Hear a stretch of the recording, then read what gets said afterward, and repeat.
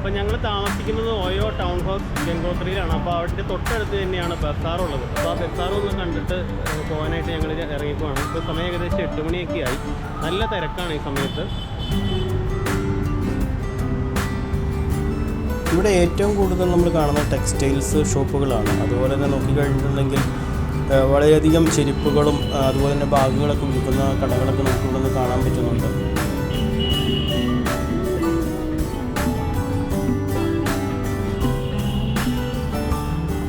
നമ്മുടെ നാട്ടിലെ അപേക്ഷിച്ച് നോക്കുകയാണെന്നുണ്ടെങ്കിൽ വില കുറഞ്ഞ രീതിയിലുള്ള ഷൂവ്, ചെരുപ്പുകൾ ഒക്കെ ഇവിടെ അവൈലബിൾ ആണ്.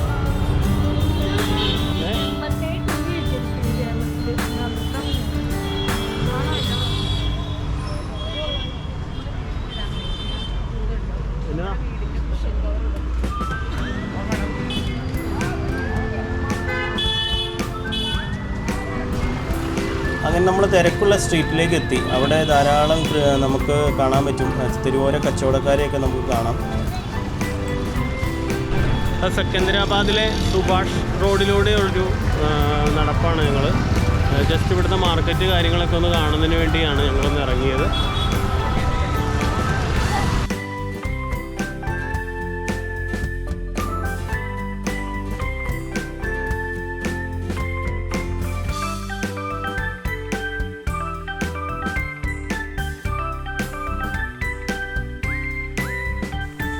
ഈ മാർക്കറ്റിൻ്റെ ഇരുവശങ്ങളിൽ നോക്കിക്കഴിഞ്ഞിട്ടുണ്ടെങ്കിൽ പഴയ ബിൽഡിങ്ങുകളൊക്കെ ഉണ്ട്. അതായത് വളരെ പഴക്കം ചെന്ന ബിൽഡിങ്ങുകൾ അതുപോലെ തന്നെ നിലനിർത്തിയിരിക്കുകയാണ്. എനിക്ക് തോന്നുന്നു ആ ചരിത്രപ്രധാനമായ പല സ്ഥലങ്ങളും തന്നെ കളയാതെ തന്നെ സൂക്ഷിച്ചിരിക്കുന്ന പോലെയാണ് നമുക്കിത് കണ്ടു കഴിഞ്ഞിട്ടുണ്ടെങ്കിൽ തോന്നുന്നത്.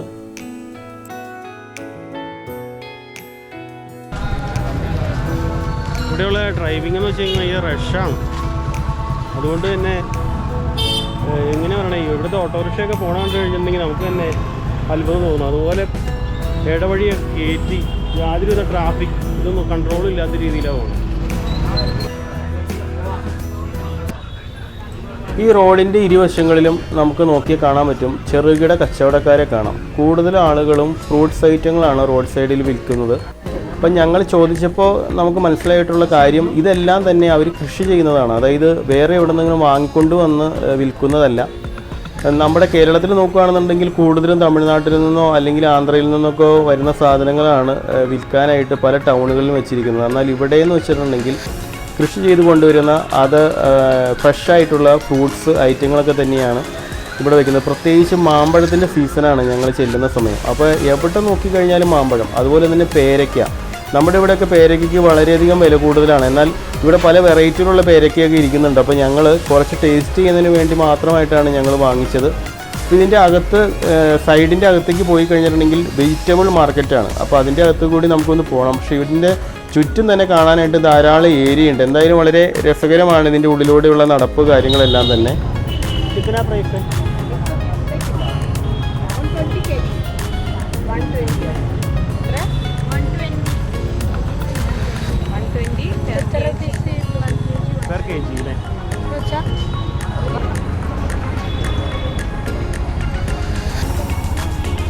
ഞങ്ങൾ ബസാറിൽ ഇങ്ങനെ നടക്കുകയാണ്. നല്ല തിരക്കാണ്.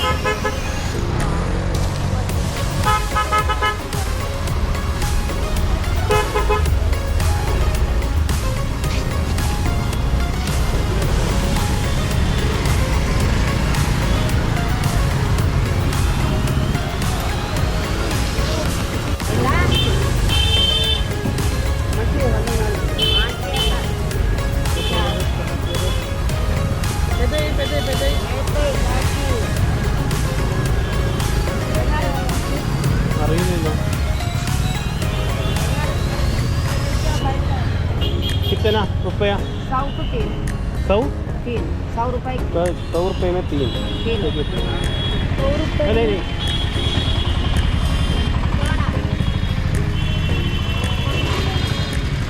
ज़्यादा है.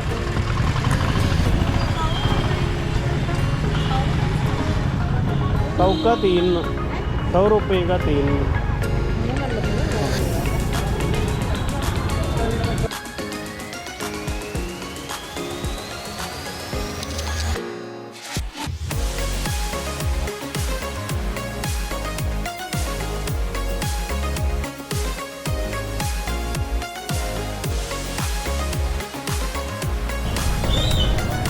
ധാരാളം ഫ്രൂട്ട്സ് എല്ലാം ഇവിടെ വെച്ചിട്ടുണ്ട്. ഞങ്ങൾ റേറ്റ് ചോദിച്ചു കഴിഞ്ഞപ്പോഴത്തേക്കും 4 ആപ്പിള് 100 രൂപയാണ് പറഞ്ഞത്. അപ്പോൾ ഞങ്ങൾ അത് വലിയ ആപ്പിളാണ് ഏകദേശം. അതുപോലെ തന്നെ പേരക്കയുണ്ട്, അത് വലിയ പേരയ്ക്ക 3 എണ്ണം 100 രൂപയാണ് പറയണത്. എനിക്ക് തോന്നുന്നു അത് നമ്മുടെ അടുത്ത വില നോക്കിക്കഴിഞ്ഞിട്ടുണ്ടെങ്കിൽ അതേ വില ഏകദേശം അതുപോലെയൊക്കെ തന്നെയാണെന്ന് എനിക്ക് തോന്നുന്നു. ഇതാട്ടോ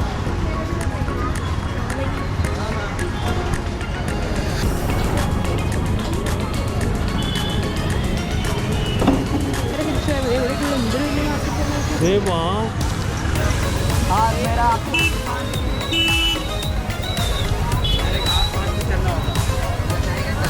इधर से 15 मिनट चलो.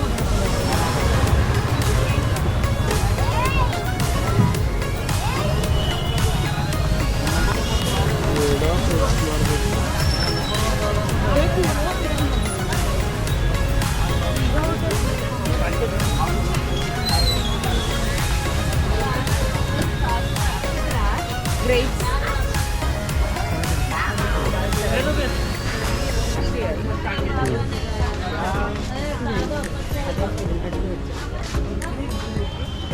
കാണാനായിട്ട് ഭംഗിയുണ്ടല്ലേ.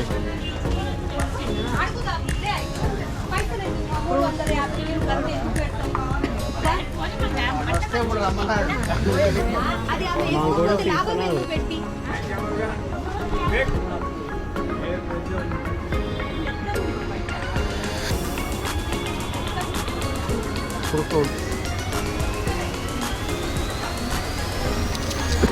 ഇതാ മുന്തിരി ഉണ്ടോ?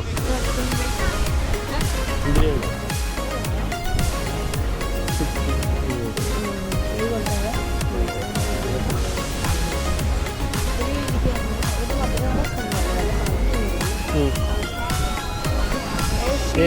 मीठा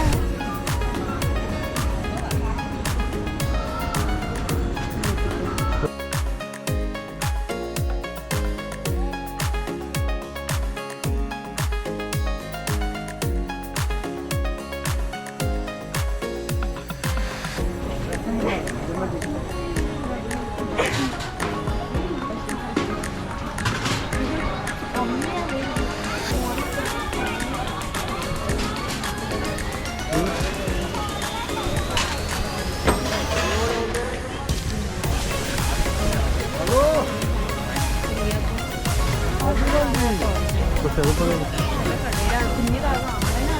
അതിനെ ഇതെല്ലാം നാടനാണ്. അതാ പ്രത്യേകത.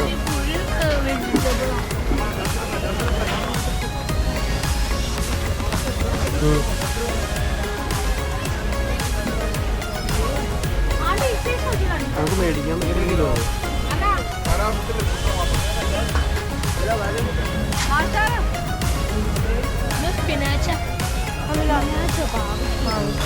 നാച്ചുറലാണ്.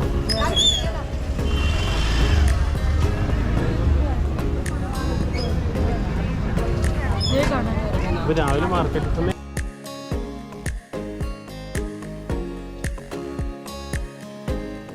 Tomorrow 5 o'clock, 6 o'clock.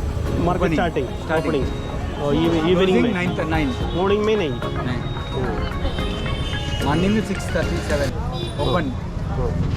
6:37 ओपन है. मॉर्निंग में हाँ.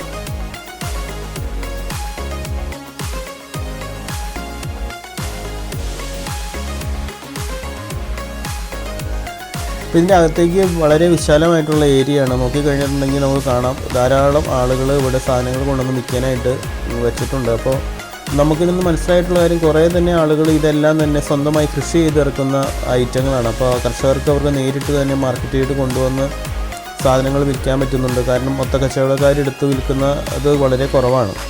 പക്ഷേ നമ്മളൊക്കെ ചെന്ന് കാര്യങ്ങൾ വിലകളൊക്കെ ചോദിച്ചു കഴിയുമ്പോൾ ആദ്യമൊക്കെ അവർ വളരെ കൂട്ടിയാണ് പറയുന്നത്. കാരണം ഈ നാട്ടുകാരനല്ല എന്നുള്ള ഒരു കാര്യം അവർക്ക് കാണുമ്പോൾ തന്നെ മനസ്സിലാവും. അപ്പോൾ അതുകൊണ്ട് തന്നെ ആദ്യം റേറ്റൊക്കെ കൂട്ടി പറഞ്ഞു. പിന്നെ നമ്മളിവിടുത്തെ ഒരു താമസക്കാരാണോ എന്നുള്ള രീതിയിൽ അവർ സംശയിച്ചിട്ടാണെന്ന് തോന്നുന്നു. ക്വാണ്ടിറ്റി വളരെ കൂടുതലാണ് അവർ പറഞ്ഞപ്പോൾ തന്നത്. അപ്പോൾ ഞങ്ങൾ വെച്ചിട്ട് അധികം ഐറ്റം ഒന്നും വാങ്ങിച്ചില്ല. കാരണം ഇത് കൊണ്ടുവരാനുള്ള ബുദ്ധിമുട്ട്, പിന്നെ ഈ സാധനങ്ങൾ നമ്മുടെ ഇവിടെയൊക്കെ കിട്ടുന്നതായതുകൊണ്ട് തന്നെ വില അറിയുക എന്ന് മാത്രമേ ഞങ്ങളുടെ ഉദ്ദേശം ഉണ്ടായിരുന്നുള്ളൂ. ഇതൊരു ചെരുപ്പ് വിൽക്കുന്ന ഷോപ്പാണ്. മൊത്ത വ്യാപാര കട എന്നാണ് അവർ എഴുതി വെച്ചിരിക്കുന്നത്. വളരെ വില കുറഞ്ഞ മോഡൽ മുതൽ വില കൂടിയ മോഡലുകളെല്ലാം തന്നെ ഇവിടെയുണ്ട്.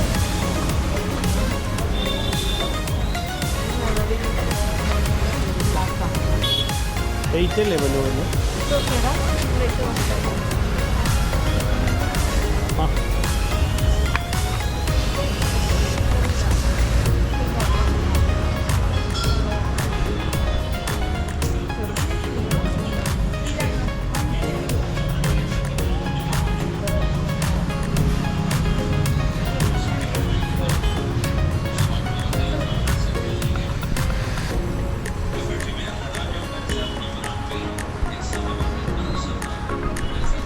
ബസാറിലെ ഒരു ചെരുപ്പ് ഷോപ്പാണത്.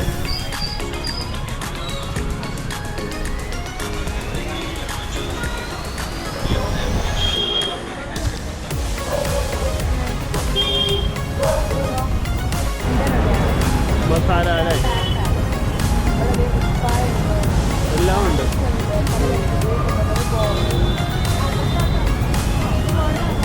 Okay okay. അതല്ല क्या नाम ये आइटम का नाम? डोसा मसाला डोसा.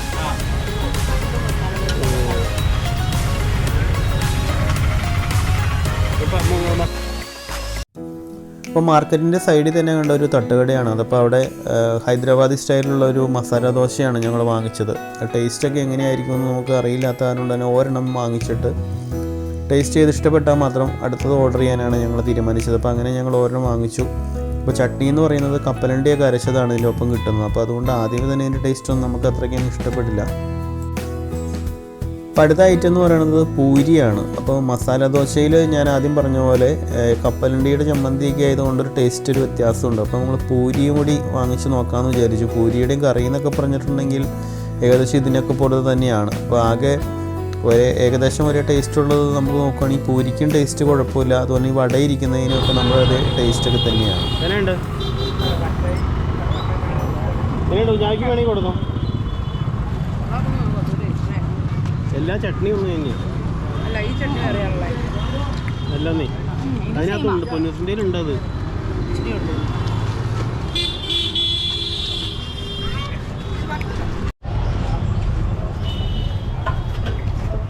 അത് ഞങ്ങൾ പൂരി ഒരു സെറ്റ് മേടിച്ചു.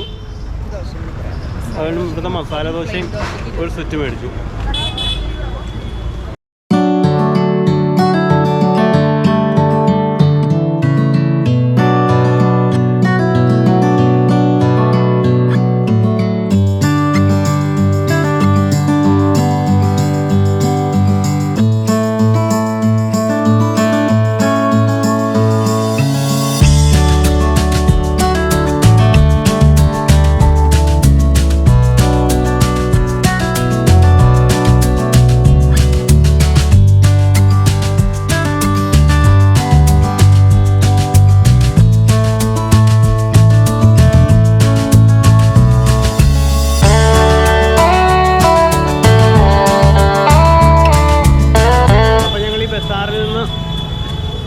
ചെറിയ ഫാസ്റ്റ് ഫുഡൊക്കെ കഴിച്ചിട്ട് റൂമിലേക്ക് പോവുകയാണ്. ഇന്നിപ്പോൾ ചെറിയ ഐറ്റങ്ങളാണ് കഴിക്കണം. ഞങ്ങൾ സ്ട്രീറ്റ് ഫുഡ് കഴിക്കണം എന്നായിരുന്നു ആഗ്രഹം ഹൈദരാബാദിൽ വന്നിട്ട്. അപ്പോൾ ആ സ്ട്രീറ്റ് ഫുഡ് ഞങ്ങൾ നോക്കി.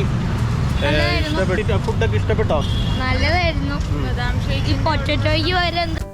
അപ്പോൾ നമ്മൾ സ്ട്രീറ്റ് ഫുഡൊക്കെ കഴിച്ച് നീങ്ങി വരുന്ന സമയത്താണ് ഇവിടെ ഒരു സീഡ്സ് ഷോപ്പ് കണ്ടത്. അതിനോടനുബന്ധിച്ച് തന്നെ ഒരു ബദാം ഷേക്ക് വിൽക്കുന്ന ഒരു ചെറിയൊരു കടയും കണ്ടു. അപ്പോൾ നമ്മൾ അവിടെ വന്ന് ബദാം ഷേക്ക് ഒന്ന് ടേസ്റ്റ് ചെയ്ത് കഴിച്ചിട്ട് നമ്മൾ റൂമിലേക്ക് പോവുകയാണ്. അപ്പോൾ ഇന്നത്തെ വീഡിയോയിൽ നമ്മൾ ഇതിനോടനുബന്ധിച്ചുള്ള മാർക്കറ്റും അതുപോലെ തന്നെ സ്ട്രീറ്റ് ഫുഡൊക്കെയാണ് കാണിച്ചത്. അപ്പോൾ തീർച്ചയായിട്ടും നിങ്ങൾ വീഡിയോ സപ്പോർട്ട് ചെയ്യുക. ഇനി മറ്റൊരു വീഡിയോയുമായി കാണും വരെ ബൈ.